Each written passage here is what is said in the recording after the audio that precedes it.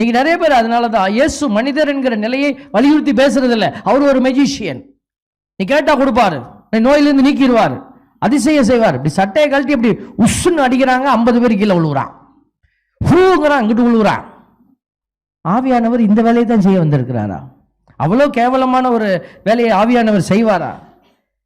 இந்த பிள்ளைகளே, நான் முன்னாடி கை வைக்கும் போதும் அப்படிதான் சில பேர் விழுந்தாங்க. நான் ஆண்டவர்கிட்ட கேட்டேன், ஆண்டவரே என் பிள்ளைகள் கீழே விழுறதை நான் விரும்பலை. நான் ஜெபம் பண்ணேன், ஆண்டவர் அதை எடுத்துட்டார். அந்த மாதிரி செய்யவே மாட்டார், சுகம் கொடுக்குறார், ஆனால் கீழே விழ வைக்கிறது இல்லை.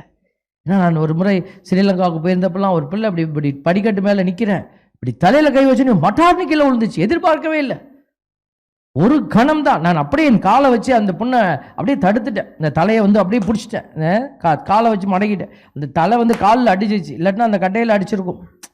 பாருங்க, ஆண்டவர்கிட்ட நான் ஜெபம் பண்ண, ஆண்டவர் அதிலிருந்து அந்த ஒரு வேலை எனக்கு யாருமே கீழே விழுவுறதில்லை.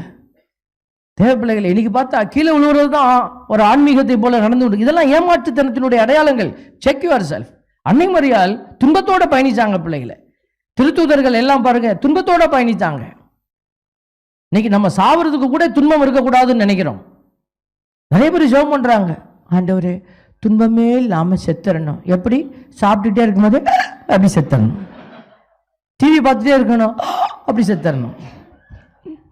இதெல்லாம் நல்ல சாவாமா?